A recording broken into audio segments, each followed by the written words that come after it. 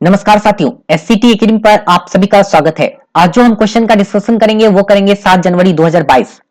यानी अभी जो डिस्कशन करेंगे वो करेंगे 7 जनवरी 2022। इसके बाद हमारा होगा 11 जनवरी, क्योंकि हम जो है 8 जनवरी करवा चुके हैं। 9 जनवरी को परीक्षा नहीं हुई थी। 10 जनवरी को जो है वह भी हम करवा चुके हैं। अगर आप अभी तक नहीं देखे वीडियो तो प्लेलिस्ट में जाइए, वहां वीडियो मौजूद है। अब जो हम करवाएंगे वो करवाएंगे अभी 7 जनवरी का। इसके बाद हम सीधे 11 जाएंगे। 12 और 13 जनवरी वाला जो क्वेश्चन है मेरे पास उपलब्ध नहीं है। तो अगर यह वीडियो 12 और 13 जनवरी वाले में से कोई अभ्यर्थी देख रहे हैं तो कृपया करके अपना क्वेश्चन पेपर हमें व्हाट्सएप कीजिए, तभी हम एक्सप्लेनेशन करवा पाएंगे। इसके बाद 17 जनवरी का भी पेपर 1 का क्वेश्चन नहीं है, जो सेकंड शिफ्ट में हुआ था 17 जनवरी। अगर आपके पास क्वेश्चन है 17 जनवरी वाले अभ्यर्थी जो पेपर 1 की परीक्षा दिए थे, तो उसके बाद आप उसके ये वीडियो के बाद जो है आप हमें पीडीएफ भेजिए, या फिर अभी ही आप हमें पीडीएफ भेज दीजिए, ताकि हम जो है इस वीडियो के बाद आपका डिस्कशन दे सके। हमारे पास 21 जनवरी का क्वेश्चन पहुंच चुका है। हम सीधे 11 के बाद 21 जनवरी का एक्सप्लेनेशन देंगे। अगर क्वेश्चन नहीं आता है तो उसके बाद पुनः हम पेपर 2 का एक्सप्लेनेशन एक तरफ से शुरू कर देंगे। ठीक है, तो अगर आप इस वीडियो को देख रहे हैं तो अपना क्वेश्चन पेपर शेयर कीजिए, ताकि हम जो है आपको उसका भी एक्सप्लेनेशन दे सके। अभी जो डिस्कशन करेंगे वो 7 जनवरी 2022 वाला करने वाले हैं। तो जो अभ्यर्थी 7 जनवरी 2022 को परीक्षा दिए थे वो इस वीडियो के साथ बने रहेंगे। वीडियो को लाइक करेंगे और ग्रुप में शेयर कर देंगे, ताकि जो भी अभ्यर्थी 7 जनवरी को परीक्षा दिए हैं वो सभी इस वीडियो को देख सके और अपना आंसर मिला सके। तो हम चलते हैं आज के पीडीएफ की तरफ और करते हैं क्वेश्चन का डिस्कशन। आ चुके हैं हम अपने पीडीएफ पर, और देखिए यहाँ पर ये जो क्वेश्चन है यह 7 जनवरी यहाँ पर लिखा हुआ क्लियरली कि 7 जनवरी 2022 का है। तो अभी जो डिस्कशन करेंगे वो 7 जनवरी 2022 का पेपर 1 करेंगे। ईवीएस हिंदी संस्कृत पीछे से आ रहा है, मतलब ये हुआ कि 2 से 3 दिन में आपको ईवीएस हिंदी संस्कृत का मिल जाएगा। घबराना नहीं है। आज जो है 31 दिसंबर तक रात में उपलब्ध करवा दिया जाएगा, या 1 जनवरी तक उपलब्ध करवा दिया जाएगा, बाकी कल उपलब्ध होगा। ठीक है, तो यहां तक हम कर चुके हैं। इसके बाद जो है हम आगे करते हैं, मतलब 7 जनवरी वाला ये क्वेश्चन का डिस्कशन करते हैं। तो 7 जनवरी का हम बढ़ते हैं क्वेश्चन नंबर 1 की तरफ। क्वेश्चन नंबर 1 है, निम्नलिखित में से कौन सा कारक विद्यार्थियों की असफलता के लिए जिम्मेदार है? तो सही आंसर है असंदर्भित पाठ्यक्रम। 1 का सही उत्तर है ऑप्शन नंबर 4। चलिए बढ़ते हैं क्वेश्चन नंबर 2 की तरफ। क्वेश्चन नंबर 2 है, एक विद्यार्थी कुछ संप्रतियों के बारे में अपनी जिज्ञासा को संतुष्ट करने के लिए किताबें पढ़ रही है। यह किस तरह के लक्ष्य का उदाहरण है? यह जो उदाहरण है ना, वह है महारत हासिल करने की दिशा में उन्मुख लक्ष्य।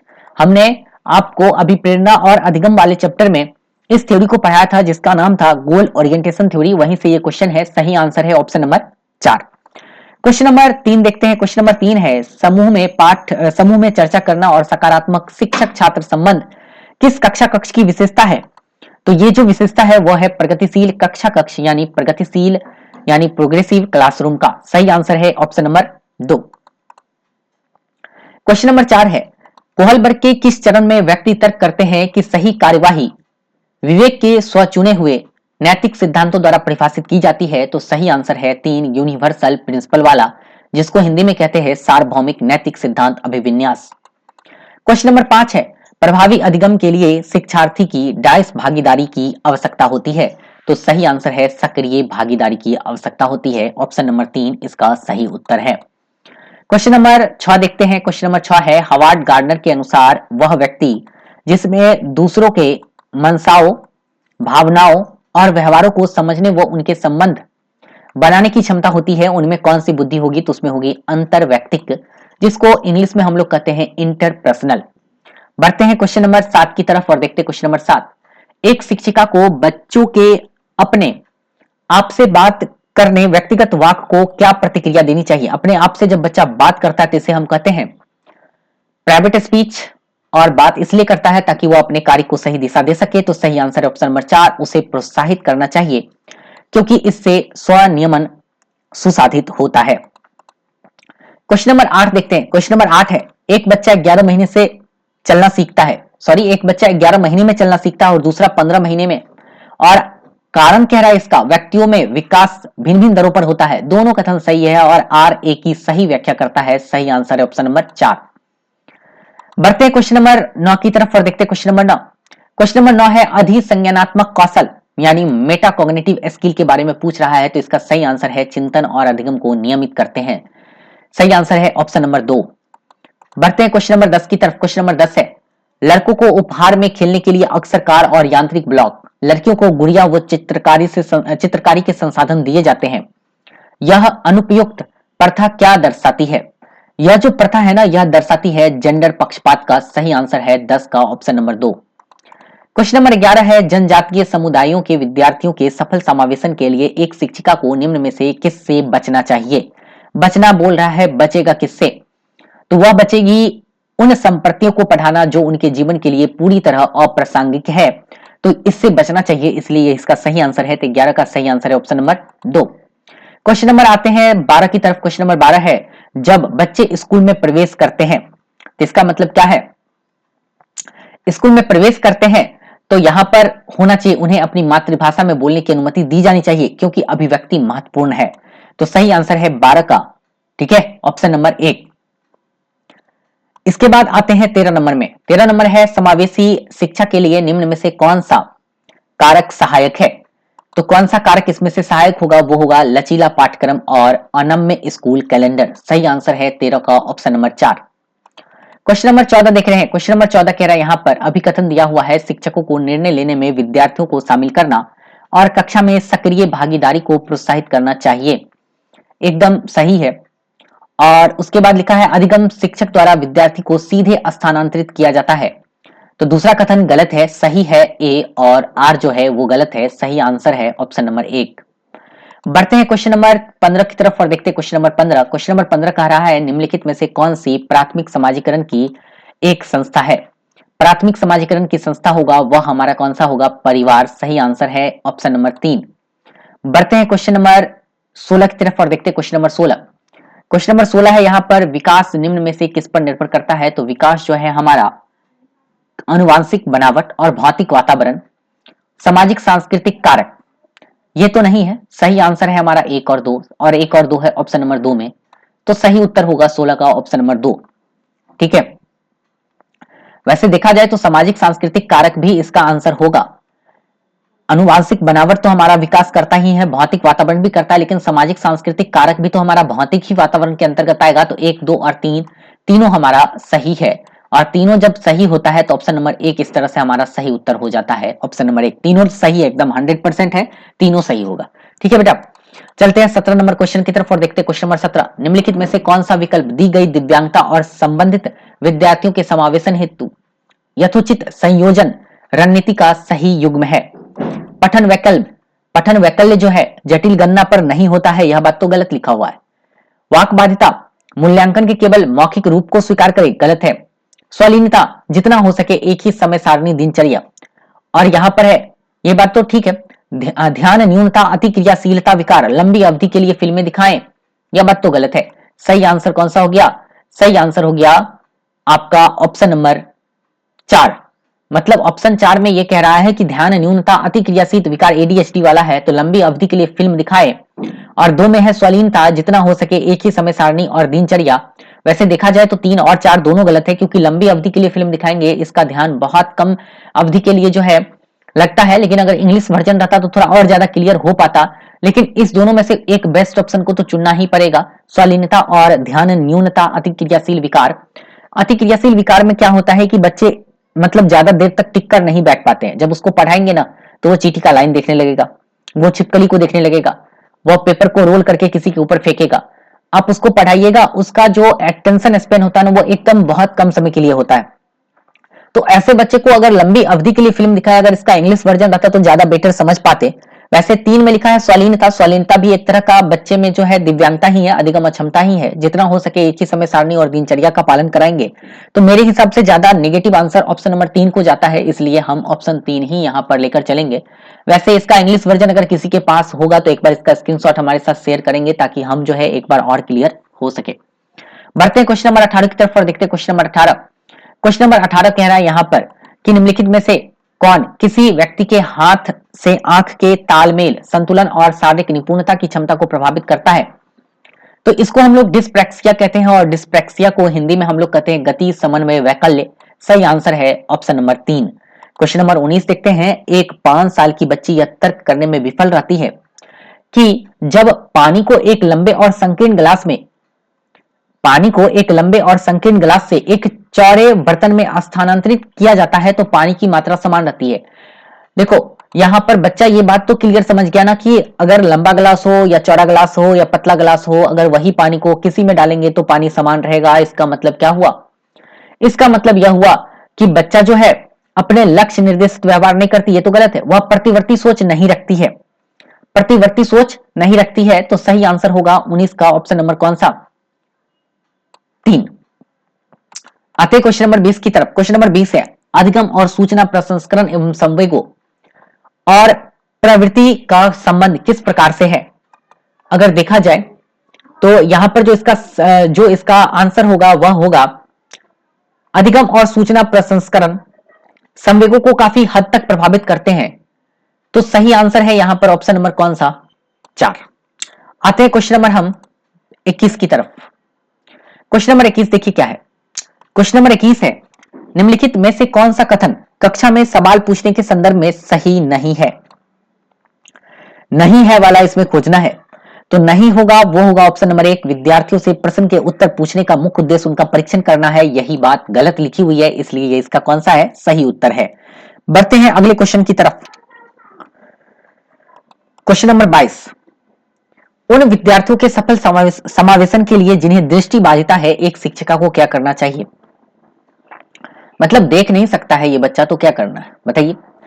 इन बच्चे को जो है आसपास के चित्र रूपी सामग्री में मौखिक स्पष्टीकरण जोड़े।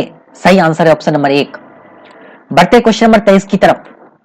किस अवस्था में प्रतीकात्मक खेल बढ़ता है तथा संज्ञानात्मक विकास को समर्थन देता है? सही आंसर है ऑप्शन नंबर 3, प्रारंभिक बाल्यावस्था। क्वेश्चन नंबर 24 की तरफ आते हैं और देखते हैं क्वेश्चन नंबर 24। बाल केंद्रित कक्ष में विद्यार्थी ज्ञान के सक्रिय निर्माता होते हैं। सही आंसर है ऑप्शन नंबर 3, 24 का सही उत्तर हुआ ऑप्शन नंबर 3।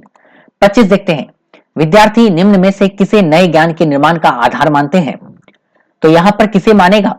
तो सही आंसर है यहां पर 4, जो उनके द्वारा पहले से ही समझा और माना जाता है।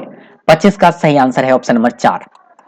क्वेश्चन नंबर 26 देखते हैं, सीखने के सामाजिक संदर्भ के संबंध में निम्नलिखित में से कौन सा कथन सही नहीं है? तो कौन सा कथन सही नहीं है वह बोल रहा है यहां पर करने के लिए। तो देखिए यहां पर सीखने का सभी कार्य व्यक्ति द्वारा उनके दिमाग में किया जाता है, यही बात गलत है और यही सही है। 26 का सही उत्तर है ऑप्शन नंबर 2। बढ़ते हैं क्वेश्चन नंबर 27 की तरफ। वाइगोस्की के अनुसार इनमें से कौन सा कारक संज्ञानात्मक विकास में महत्वपूर्ण भूमिका निभाता है? तो पढ़े हैं 3 चीज है, भाषा, सामाजिक संपर्क और संस्कृति। सही आंसर इसमें भाषा मिल रहा है, इसलिए इसका उत्तर ऑप्शन नंबर 3 सही होगा। चलते क्वेश्चन नंबर 28 की तरफ। क्वेश्चन नंबर 28 देखते हैं, लेव वाइगोस्की के सिद्धांत के अनुसार हमारी संज्ञानात्मक संरचनाओं की बनावट व हमारी संज्ञानात्मक प्रक्रियाओं में बदलाव किनके द्वारा होता है? सही आंसर है सांस्कृतिक उपकरण। 28 का सही उत्तर है ऑप्शन नंबर 4। क्वेश्चन नंबर 29 देखते हैं, त्रुटियों के बारे में कौन सा कथन सही है? त्रुटियों के बारे में जो कथन सही है वह है इसमें एक शिक्षित, देखिए यहां पर एक शिक्षित विद्यार्थियों के त्रुटि करने के व्यवहार को इनाम और सजा देकर खत्म करनी चाहिए, बात गलत है। त्रुटियां का चर्चा और विश्लेषण द्वारा उन्हें अर्थपूर्ण अधिगम में बदला जा सकता है, यह बात भी एकदम सही है। और पूछ रहा कौन सा सही है, तो यही कथन सही है, इसलिए यह उसका कौन सा हो गया? सही उत्तर हो गया। 29 का हो गया ऑप्शन नंबर 2।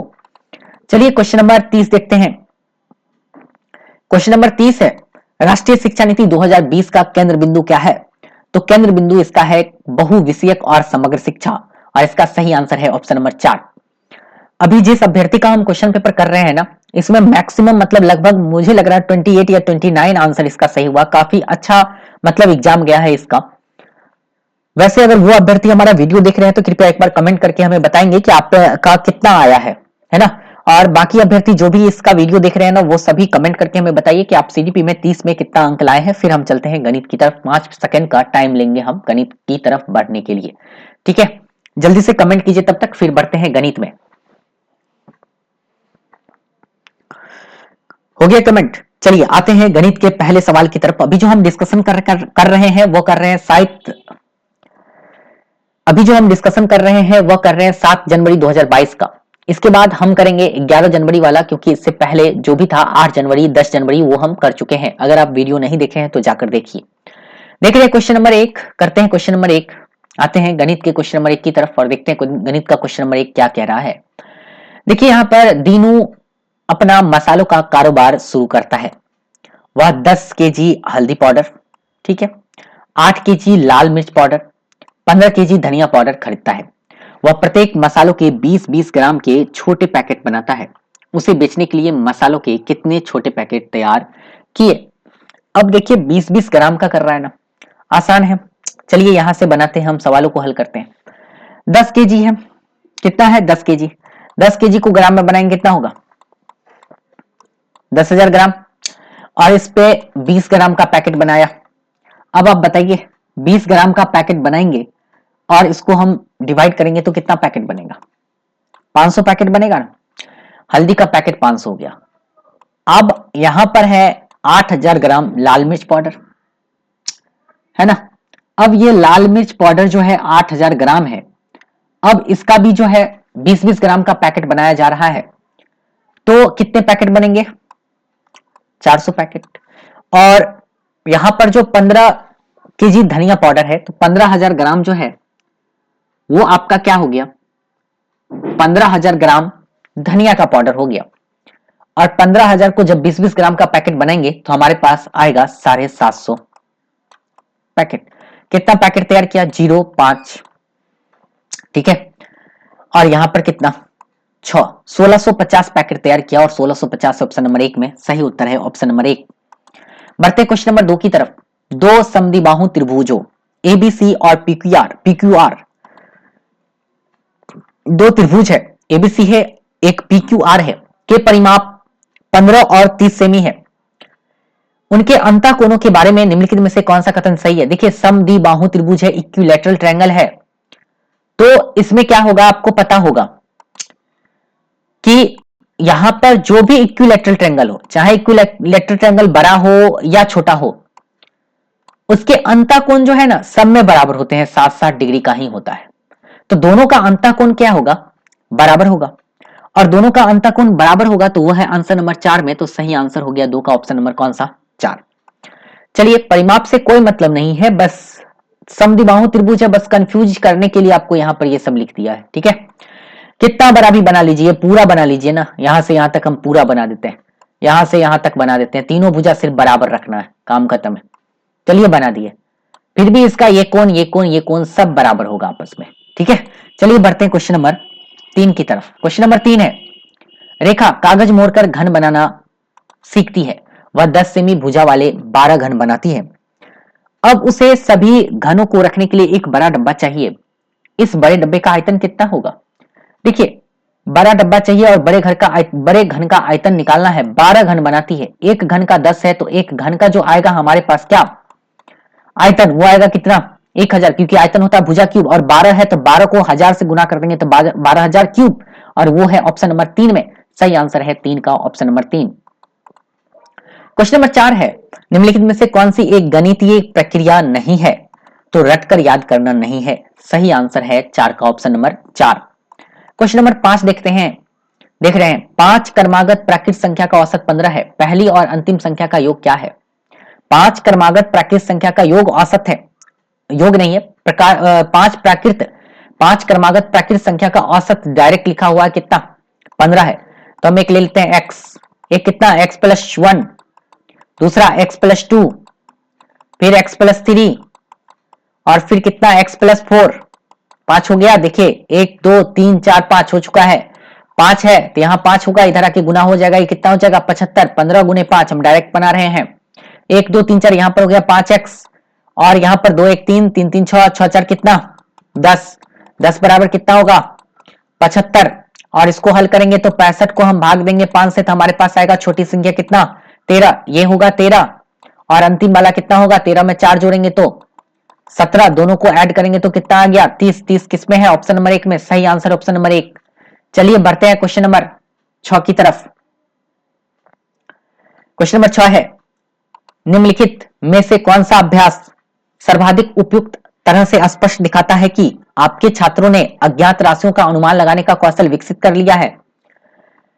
देखिए यहां पर अज्ञात राशियों का अनुमान लगाना विकसित कर लिया है, अज्ञात राशियों का, देखिए यहां पर इसका जो सही आंसर है वो होगा पृथ्वी और सूर्य के बीच सन्निकट दूरी का अनुमान लगाएं, अपनी कॉलोनी के बच्चों की लगभग संख्या बताएं।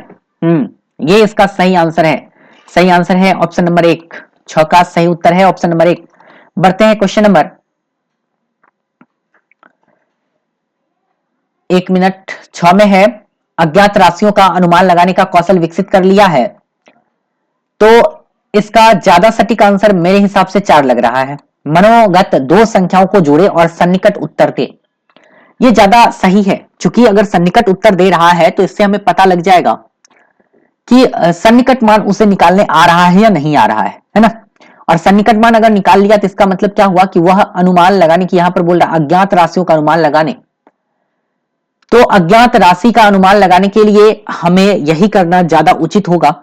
वैसे तो एक उतना ज्यादा उचित है नहीं, सही आंसर होना चाहिए 4 ही। बढ़ते हैं क्वेश्चन नंबर 7 की तरफ। क्वेश्चन नंबर 7 है, फलों की मूल्य सूची नीचे दी गई है। फलों की जो मूल्य सूची है वो नीचे दी गई है। सेब है 135 प्रति केजी, ये सब दिया गया। निम्नलिखित में से कौन सही नहीं है? प्रति केजी केले और आम का कुल मूल्य सेब के मूल्य के बराबर है। केला और आम क्या सेब के मूल्य के बराबर है? बताइए। हाँ, बराबर है। तो पहला तो सही है, सेब अमरूद से 3 गुना महंगा है। सेब जो है अमरूद से 3 गुना महंगा है, सही है। प्रति केजी संतरे का मूल्य आम के मूल्य का 3/4 है। संतरे का मूल्य आम के मूल्य का 3/4 बोल रहा है। प्रति केजी संतरे का मूल्य आम के मूल्य का 3/4। मेरे अनुसार से यही इसका उत्तर होना चाहिए। गलत है, नहीं है। 3/4 कहां है? प्रति केजी संतरे का मूल्य आम के मूल्य का, आम के मूल्य का बोल रहा है। 1 मिनट बेटा, आम के मूल्य का ये 3/4 है, नहीं है। प्रति केजी केले और अमरूद का मूल्य, प्रति केजी केले और अमरूद का मूल्य 105 हो गया। प्रति केजी केले और अमरूद का मूल्य आम के मूल्य से अधिक है। चौथा तो अधिक है, आम का मूल्य 75 ही है, ये तो अधिक है। सही आंसर हमारे पास निकल के आया, वो निकल के आया ऑप्शन नंबर 3। सही उत्तर कौन सा हो गया बेटा? Option number 3। चलिए बढ़ते हैं क्वेश्चन नंबर 8 की तरफ। क्वेश्चन नंबर 8 है, क्षेत्रफल की अवधारणा को पढ़ाने से पहले निम्नलिखित में से कौन सी प्रारंभिक गतिविधि सबसे उपयुक्त है?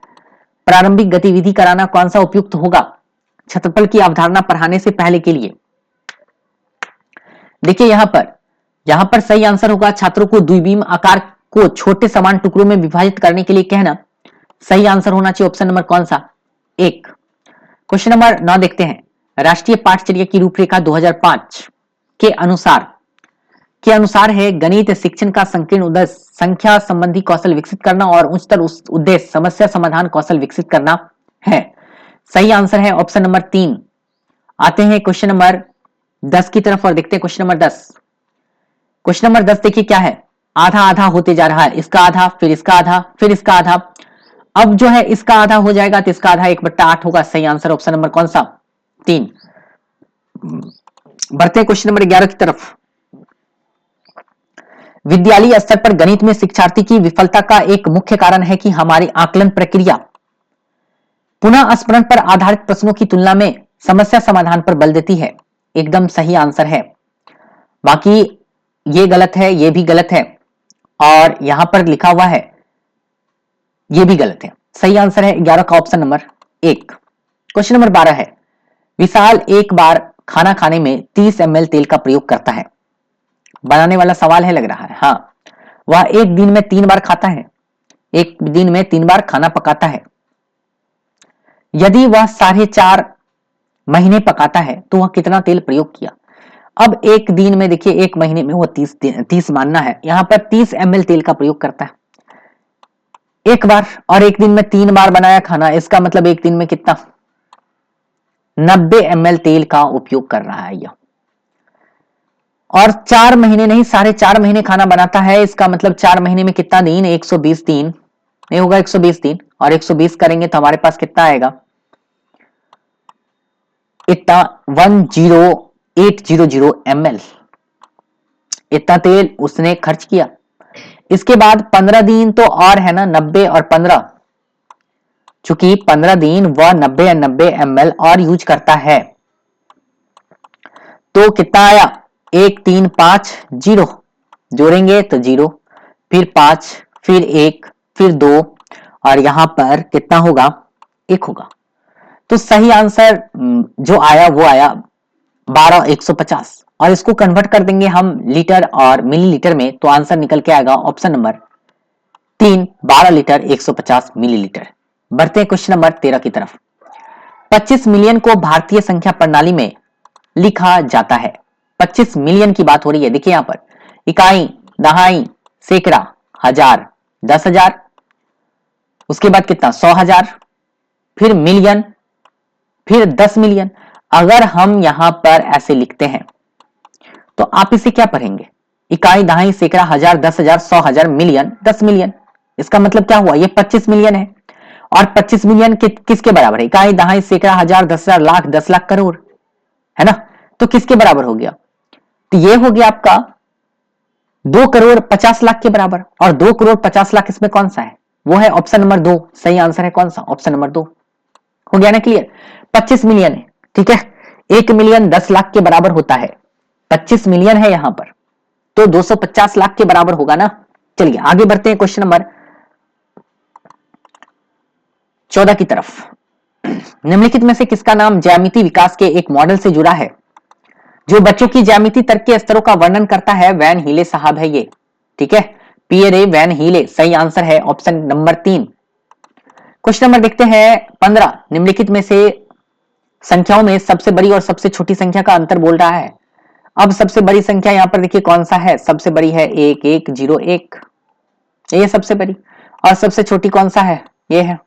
तो क्या हो गया अंतर, अंतर क्या हो गया यहां पर, अंतर हो गया 100 और 100 कौन सा है, ऑप्शन नंबर 3 में। चलिए बढ़ते हैं क्वेश्चन नंबर 16 की तरफ। क्वेश्चन नंबर 16 है, विभाजन पर परिचयात्मक कक्षा में उपयोग करने के लिए किसी शिक्षक के लिए निम्नलिखित में से कौन सी रणनीति सर्वाधिक उपयुक्त होगी। यहां पर उपयुक्त क्या होगा वो देखिए, यदि मैं 100 पुस्तकों को 3 लोगों में बांटने शुरू करूं तो मेरे पास कितने पुस्तकें रह जाएगी। आपकी मां के पास 9 पेंसिलें हैं, वह आपको, आपके भाई को, आपकी बहन को बराबर पेंसिल देना चाहती है तो आपको कितने पेंसिल मिलेगी। 10 को 2 से विभाजित करने का क्या अर्थ है, यदि कोई व्यक्ति किसी कार्य को पूरा करने में 10 दिन लगाता है तो 1 दिन में कितना कार्य पूरा होगा। विभाजन पर परिचयात्मक कक्षा में उपयोग करने के लिए किसी शिक्षक के लिए निम्नलिखित में से कौन सी रणनीति सर्वाधिक उपयुक्त होगी। तो देखिए 10 को 2 से विभाजन करने का क्या अर्थ है, ये ज्यादा उपयुक्त है। क्या अर्थ है यहां पर बच्चे को बताना पड़ेगा जिससे बच्चे के अंदर क्रिटिकल थिंकिंग का विकास होगा। 16 का सही answer option number 3। Question number 17 देख रहे हैं। क्वेश्चन नंबर 17 है यहां पर, क्वेश्चन नंबर 17 है आपका, वो है एक संख्या में अधिकांश छात्र कहते हैं, क्या कहता है यहां पर कि 360 प्लस 55 होता है 360 यानी 55, 5 6 5 11 3। इस भ्रांति को दूर करने के लिए कौन सी अवधारणा को दोहराना सबसे उपयुक्त होगा। देखिए बच्चा हासिल इधर ना रख के हासिल यहीं पर रख देता है, तो इसका सही आंसर होगा जोड़ने के समय पुनर्समूहीकरण। सही आंसर है 17 का ऑप्शन नंबर 4। क्वेश्चन नंबर है 18। क्वेश्चन नंबर 18 सॉल्व करना पड़ेगा, पहले भाग की क्रिया करेंगे। चलिए करते हैं पहले भाग की क्रिया। 24.5 और गुने, यहां पर तो होगा 5 और यहां हम देंगे भाग, तो यहां पर भाग देंगे। देखिए यहां पर 90 और 5 में भाग देंगे तो 5 का 5, 4 0 5 8 40, 18 होगा। तो यहां पर हम क्या लिखेंगे, माइनस का 18 और माइनस का 25.5 और गुने का कितना 4। इसके बाद क्या करेंगे, हम गुना का क्रिया करेंगे। तो यहां पर गुना करेंगे पहले, तो 24.4 को जब हम 5 से गुना करेंगे, वही है ना, तो हमारे पास आएगा 122 माइनस 18, 122 लिखने दीजिए ठीक से, हाँ 22 माइनस 18 माइनस 25.5 को पुनः हम करेंगे गुना किससे, 4 से, तो हमारे पास आएगा 102 4 से ही गुना करना है 102। अब इसको सॉल्व करना है तो 122 में से यहां पर हम करेंगे दोनों को तो होगा 120 और इसको जब हल करेंगे तो आएगा 2 और 2 है ऑप्शन नंबर 3 में। सही उत्तर है ऑप्शन नंबर 3। चलिए बढ़ते हैं क्वेश्चन नंबर 19। दो पूर्ण संख्या का योग एक पूर्णांक पूर्ण संख्या है। पूर्ण संख्या का यह गुणधर्म क्या कहलाता है, क्लोजर प्रॉपर्टी है, जिसको हम लोग संवृत्त गुण या संवरक गुणधर्म कहते हैं। सही आंसर है 19 का ऑप्शन नंबर 3। बढ़ते हैं क्वेश्चन नंबर 20 की तरफ। केरल संपर्क क्रांति ट्रेन नई दिल्ली रेलवे स्टेशन से 30 अक्टूबर 2021 को 1:10 बजे छूटती है। ये दोपहर का 1:10 है। 30 अक्टूबर की बात हो रही है और अक्टूबर जो है 31वां महीना होता है, ये बात आपको ध्यान रखना है। 1 नंबर को 3:20 बजे कोचुवेली पहुंचती है। यात्रा का कुल समय कितना है? तो पहले तो हम 30 अक्टूबर वाला देख लेंगे। 30 अक्टूबर में ये ट्रेन खुलती कब है? 1:10 में। इसका मतलब क्या हुआ कि इस दिन जो ट्रेन चला ना, किस दिन? 30 अक्टूबर के दिन वह चला आपको 23 घंटा में 10 मिनट कम, यानी 22 घंटा 50 मिनट ट्रेन चला, है ना। सॉरी, 12 घंटा में से यहां पर गलत कर दिया हमने, 24 को ले लिया। यहां पर रात 12 बजे तक 30 अक्टूबर के दिन को जोड़ना है, तो रात 12 बजे तक होगा 12 घंटा, और 12 घंटा में से 1 घंटा कम करेंगे तो 11 घंटा, और 11 घंटा से हम 10 मिनट और कम करेंगे तो 10 घंटा हमारे पास 50 मिनट उस दिन ट्रेन चला। अगले दिन 24 घंटा कंप्लीट ट्रेन चलती है और उसके अगले दिन सुबह में 3 घंटा 20 मिनट ही ट्रेन चलती है, तो यहां पर होता है 70। और यहां पर जब करेंगे 4 3 7 होगा और 3 1 क्या होगा? 2 1 कितना होगा? 3। तो यहां पर कितना हुआ? 37 70, एक इधर से हासिल ले लेंगे 38 और इधर बच जाएगा 10। सही आंसर होगा 38 घंटा 10 मिनट, वो है ऑप्शन नंबर 1 में। आते हैं क्वेश्चन नंबर यहां पर 21 की तरफ। क्वेश्चन नंबर 21 है, among the following shape the shapes that will look exactly the same on a half term is our equilateral triangle, square, rectangle, parallelogram। ठीक है, इस जो शेप दिया गया है ना, इसमें बोल रहा है exactly same on the half turn, मतलब आधा घुमाने पर वो एकदम सेम रहे। वो कौन सा होगा? इसमें से कौन सा होगा आधा घुमाने पर वो एकदम सेम रहे? तो यहां पर लिखा है पहला स्क्वायर।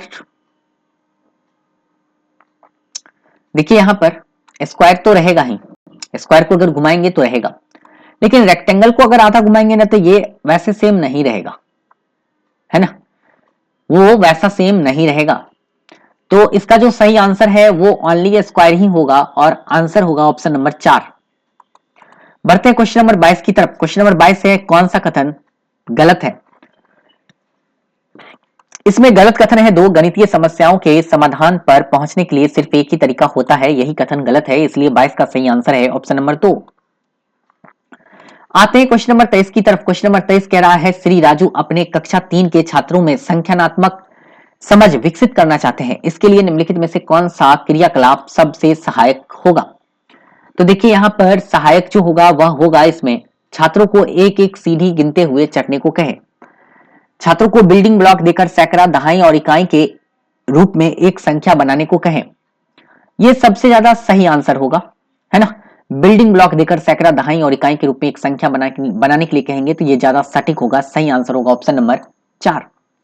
बढ़ते हैं क्वेश्चन नंबर 24 की तरफ। क्वेश्चन नंबर 24 है, छुट्टी के दिन मैरी सुबह 9 बजे उठती है और दोपहर 2 बजे भोजन करती है।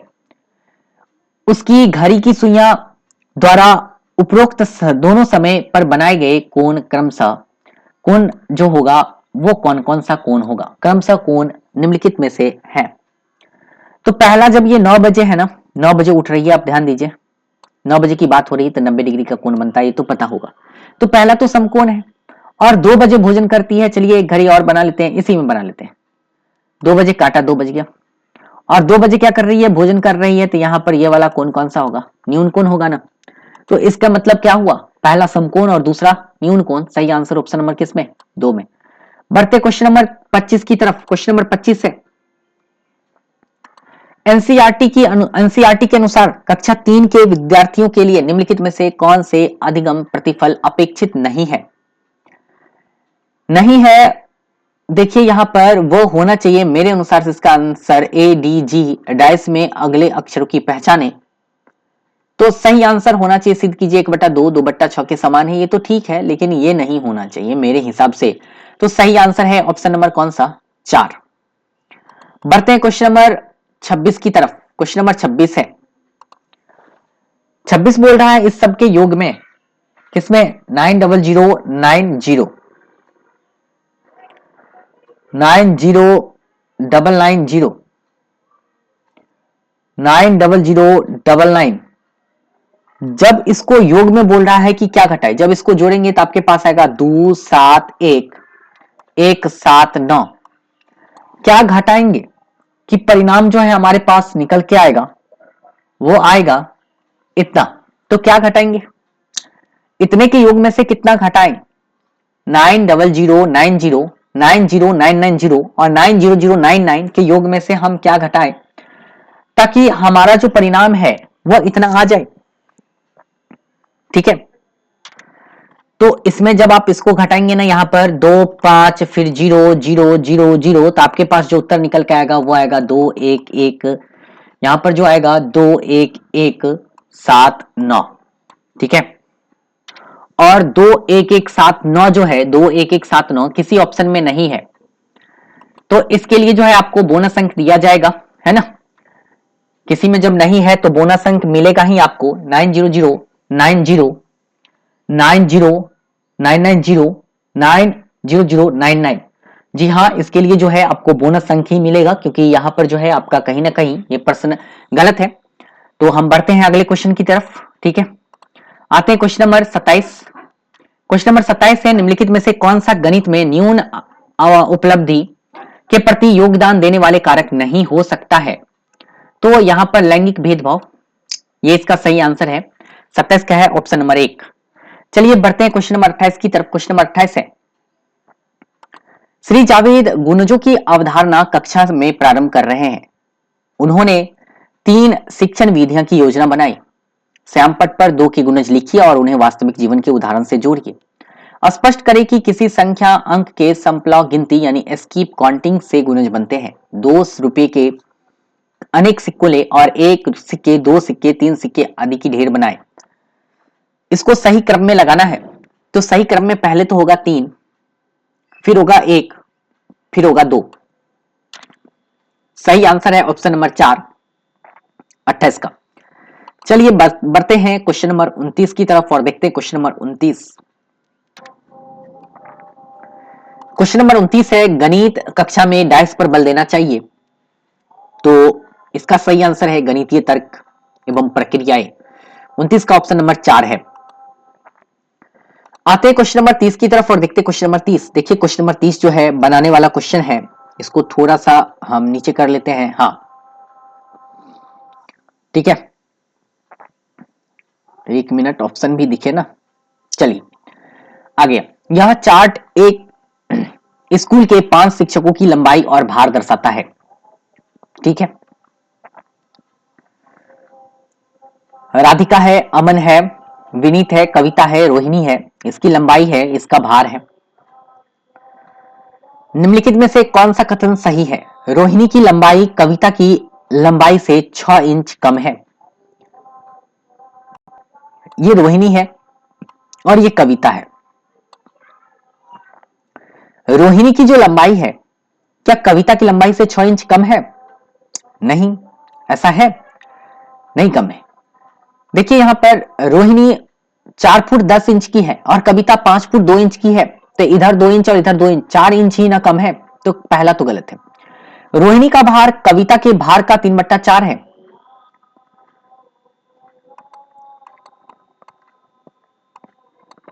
कविता के भार का 3/4, चलिए निकालते हैं। हाँ, 2 एकदम सही है, 3/4 है।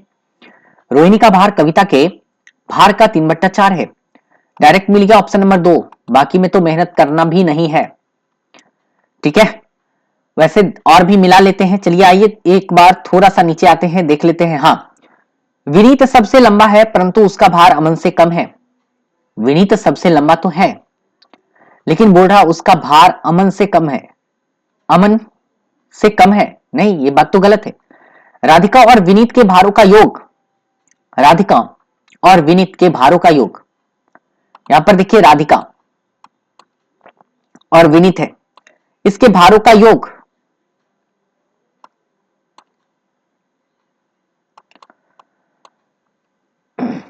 भारों का योग अमन और कविता के भारों के योग से कम है, ऐसा नहीं है। सही आंसर जो मिला था वो है ऑप्शन नंबर 2 ही, और 2 को ही हम टिक करेंगे। ठीक है, तो हमारा जो ये क्वेश्चन नंबर था ना, ये क्वेश्चन नंबर था 30 और इसके साथ ही हमारा गणित का जो है ना सारे सवाल खत्म हो गए, मतलब हम गणित को भी पूरा कर चुके हैं। अब आप लोग कमेंट करके बताइए कि आपका गणित में 30 में से कितने अंक आए हैं। ठीक है, कमेंट कीजिए, जल्दी से कमेंट कर दीजिए, फिर हम वीडियो को खत्म करेंगे। ठीक है बेटा, तो ठीक है, जिन लोगों ने कमेंट कर दिया बहुत बहुत अच्छी बात है।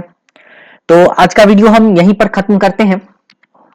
अगर आपको वीडियो पसंद आया हो तो लाइक कर दीजिएगा, है ना, और दोस्तों के बीच शेयर कर दीजिएगा, ताकि जो अभ्यर्थी 7 जनवरी की परीक्षा दिए थे कम से कम वो सभी अभ्यर्थी जो है इसका आंसर मिलान कर सके। ठीक है, तब तक के लिए आप सभी को बहुत बहुत धन्यवाद।